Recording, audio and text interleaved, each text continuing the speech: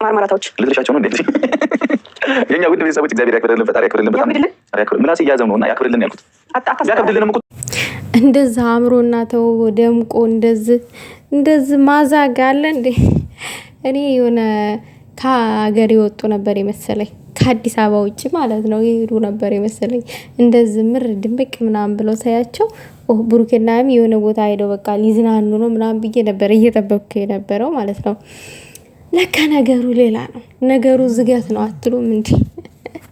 ሰላም ጤና ይስጥልኝ ውድና የተከበራችሁ የቻናሌ ተከታታዮች ሰላማችሁ ብዝት ይበልልኝ በያላችሁበት። የኛ ድምቀቶች የኛ ጨረቃዎች የምር የጨለማ አብሬዎች ኮከቦች ድምቀቶቻችን ትላላችሁ። የኛ አዝጎች እናንተ ባትኖሩ ይሄ ስራ ይገፋ ነበር። አረ በጭራሽ ትላላችሁ። ይሄ ሁሉ ድብርት ይታለፍ ነበር። አረ በጭራሽ። እድሜ ጤና ይስጥልን፣ ውለዱልን፣ ክበዱልን። እንደዚህ እንዳማራችሁ አንድ ቀን በዚህ ልብስ ተሞሸሩልን። ተሞሸሩልን። እኛ ምን አስጨነቀን? ቤሎም ልበሱ፣ ይሄንንም ልበሱ፣ ምንም አይነት ልበሱ፣ ምንም አይነት ልበሱ፣ ብቻ ተሞሸሩልን፣ ተሞሸሩልን። ሁሌስ እንዳማራችሁ አይደላችሁ ትላላችሁ። እንግዲህ ዛሬ ውዶቼ አዲስ ነገር ነበር እውነት የጠበቅኩትኝ።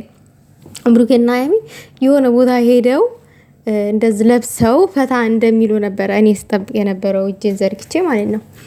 ለካ ቤት ውስጥ ናቸው። የቤት ውስጥ ዝገት ነው ትላላችሁ። ቤት ውስጥ ነው። ያው በባለፈው ጊዜ በዚህ ልብስ በደንብ ቪዲዮ አልሰሩልንም ነበረ። በስነ ስርዓት አልለበሱትም ነበረ። ልብሱን በቅጡ አልለበሱትም ነበረ። እንደነገርኳችሁ ብሩኬም እንደዛው እንትን ሽሩጡን አላደረገም ነበረ። ይሄ የሚደረገው ማለት ነው ምንድነው የሚባለው? ይቅርታ ተሳሳትኩኝ እኔ። ባህል ልብስ የየራሱ መገለጫ አለው፣ የየራሷ ማለት ነው። ይሄ ዱላውም መገለጫ አለው፣ የሚለበሰውም ከላይ ቃሚሱም ጥልፉም እያንዳንዷ ጥልፏ ራሱ መገለጫ አላት እያንዳንዱ። አሁን አንድ ባህል አይደለም፣ እኛ ብዙ አይነት ባህል ነው። ያው እኛ ኢትዮጵያኖች 83 ብሔረ ብሔረሰብ መናገሻ ናት ኢትዮጵያ ማለት ነው። እና ዛሬ ብሩኬ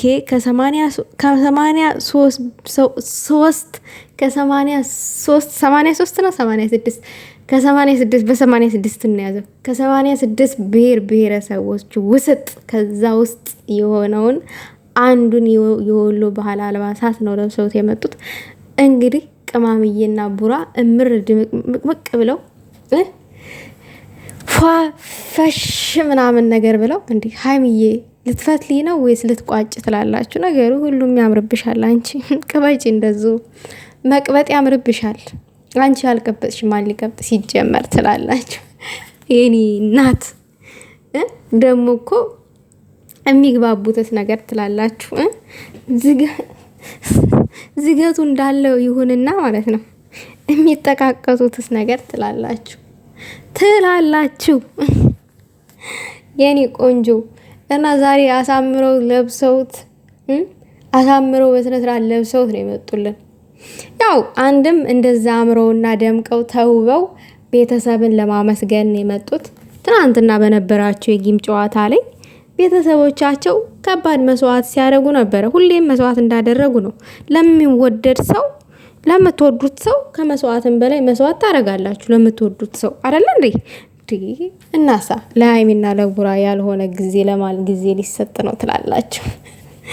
ይችል ይጨልላል ይላሉ። እና ታዲያ እኔ በሶሻል ሚዲያ በቡሩኬና በሀይሚ ነው የጨለልኩትኝ፣ በማንም አልጨለልኩም። ሰው እንዳይሰማ ይሄንን ከታርጉት እንዳታዳብጡት ለማንኛውም ማለት ነው። እውነቴን ነው የምላችሁ። እኔ አንድ ጥያቄ ልጠይቃችሁ።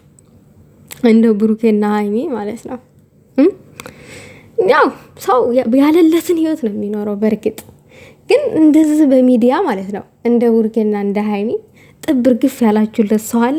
ሳትዋሹ ተናገሩ። ያዝናናችሁ ሰው አለ? ሳትዋሹ ተናገሩ። እኔ እውነቱንና ኢናጩን ነው የማወራችሁ። ማንም የለም ማንም ውስጤ የሆነ አዝኖ ከሆነ ተከፍቶ ከሆነ ስራ አልሰራ ብሎኝ ከሆነ እነሱ ሲመጡ ፈገግ እላለሁ። የምሬን ነው የምላችሁ። ለምን እንደሆነ አላቅም። ምን እንጃ፣ ንጹህ ልብ ስላላቸውም ሊሆን ይችላል። ብቻ ትላላችሁ እንደዚህ እርስ በራሳቸው ስለሚየዛጉ እኛንም ስለሚያዝጉን ነው ትላላችሁ። እንደዛ አንዳንድ ጊዜ ማለት ነው፣ ሁሌም አይደለም። ያው ቅብጠት ስለሚያምርባቸው ነው እንደዛ ምለው።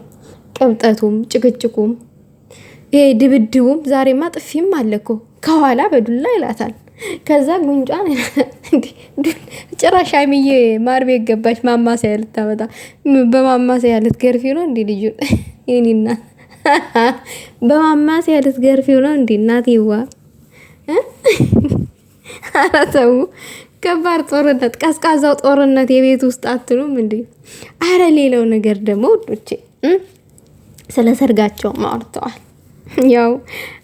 ያው ለሰርጋቸው ምን መልበስ እንዳለባቸው ቡራ ወጣ ያለ ልብስ ብንለብስ ደስ ይላል ምናምን ነገር፣ ቤሎ ባንለብስም የሆነ ባህል ልብስ አልባሳት ብንለብስስ የሚለውን ሀሳብ አንስቶታል። ደስ ይላል። የምሬን ነው። ወጣ ባለ ሁኔታ ብንጋባ ነው ያለው። ቢሆን ደስ ይለናል። እኛ ምን አገባን? በምንም ወጣም ያለው ይሁን ምን አገባኝ ላልኩበት ፓርት ሳስተካክልላችሁ ነገሩን መሰላችሁ። በምንም ይጋቡ በምንም እሱ ያስጨንቀንም ለማለት ነው። እሱ ያስጨንቀንም።